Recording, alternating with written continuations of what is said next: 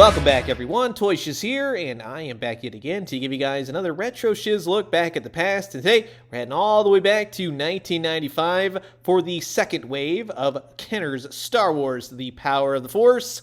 3 figures in the second wave, all really great characters, really updated. You know, they've been hitting that Star Wars gym that all the galaxies seem to have in the Kenner Power of the Force realm. But yeah, this one in particular, of course, was Luke Skywalker in his X-Wing attire. Very cool figure, to be quite honest with you. And then, of course, in a much simpler time, before he was trading sabacc and hanging out with droids, you know what I mean, Lando Calrissian, right? The king of Cloud City. Very cool Billy D. Williams picture right there. That's awesome. Always liked Lando. Always liked his cape. Came with 2 blasters. He had the bell bottoms.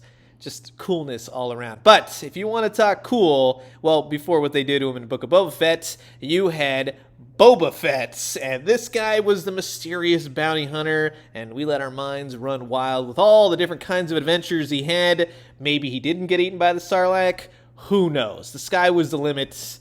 But then we found out he was hanging out with Tusken Raiders and rode a Rancor. Whatever, right? Who are we to judge? But in either case, this is going to be a blast. Sit back, relax, grab yourself a nice hot cup of coffee. This is a Retro Shiz look back at the 1995 Kenner's Power of the Force 2, Wave 2.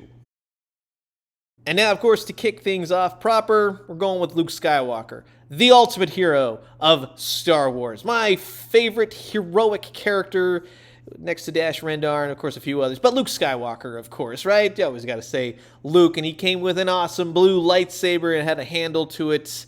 And this was just the simpler time for Star Wars for me back in the 90s, collecting these. He had a really cool blaster. Very simple. Nowadays, they do crazy stuff. We'll look at some comparisons and whatnot. But the 90s Power of the Force line was just epic, and I still love it to this day. All the different paint apps, sure, they got muscles for days. They're doing the whole superhero thing, but that's what really makes these figures stand out. And the paint was exceptional for what there was. The sculpts were exceptional, and he had that basic articulation, right? Along with a really cool helmet that his head was kind of flattened in there, don't get me wrong, but the arms would go up and down, and he had legs. You could put him in the X-Wing, right? You get these vehicles that would fit with all these figures. He had a waist, and he had his head articulation as well. But of course, when facing off with Darth Vader, or you're on Hoth battling Wampas, you got the blue lightsaber equipped, which was very cool. And then, of course, give him the old blaster, because, hey, a hero can have a sword and a gun at the same time.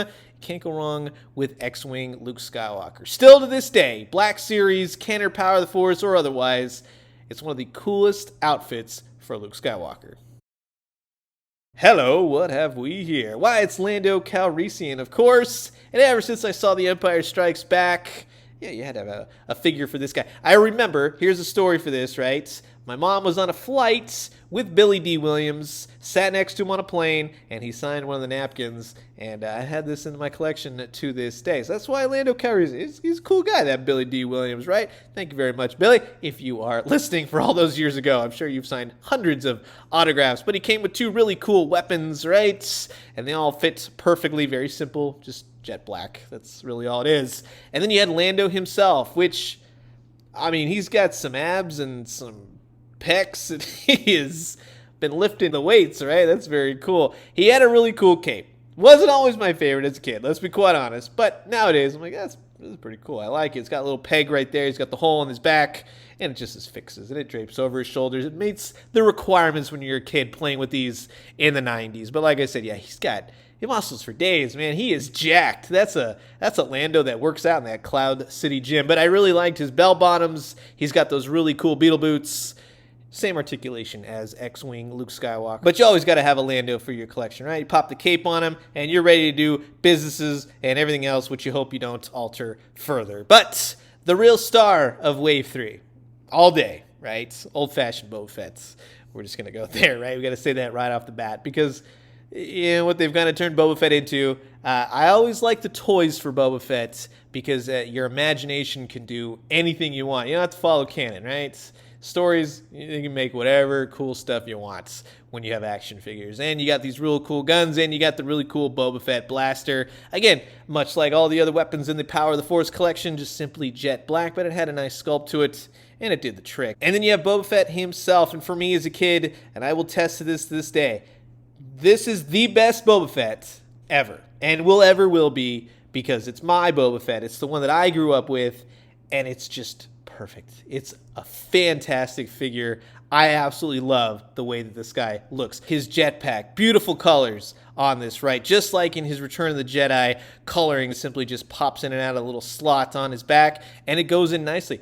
Simple, but effective, brilliant. I love it. It is just fantastic. Never lost this thing. Always stayed on his back. And then just to elevate his coolness further, hey, he's got the cape and he's got the Wookiee braids all in one little neck wrap scarf thingy right there, and it did the trick. It's really cool. The Boba Fett figure itself, pouches, colors, the armor, the Mandalore symbol, everything is on this guy. Even his little visor and everything else, the head, the arms, the waist, the legs, everything worked. And it was perfect, still perfect. You'll never change my mind.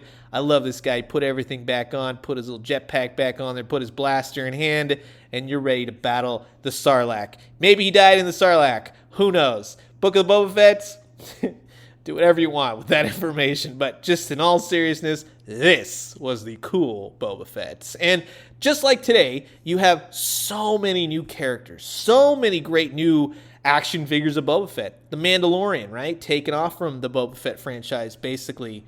And they're doing fantastic toys these days, even with the vintage collection.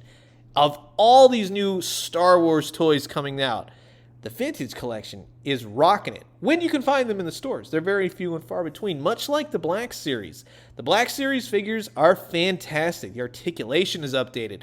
This is, again, one of my favorite Black Series figures, Boba Fett, but with the simplicity, not only the toys, but the story of Star Wars. For when the Power of the Force was at the height of its popularity in the 90s, it will always be my favorite, and it's just one of the best iterations of Star Wars. It was finite. It went episodes 4, 5, and 6, or how we called it back in the day, Star Wars. And it was simple, and it was perfect. And heck, yes, if you went with Shadows of the Empire, which we may be looking at coming up very shortly, they're the Slave One vehicle. I know, it's called the Starfighter now, Boba Fett Starfighter, but I don't mean it to be anything other than it's just a name. I know it's not the best of names, let's be honest with you, but it's Boba Fett Slave One, and I'm sticking with that. No offense to anyone, of course, but you have these new shows coming out, like Kenobi is coming up next, just a couple days from now, not to date this video, but it's going to expand the story, expand the universe, Star Wars expanded universe, and maybe some things where if it's not going to work out story-wise, depending on how the show goes, you always have the old toys. You always have these figures.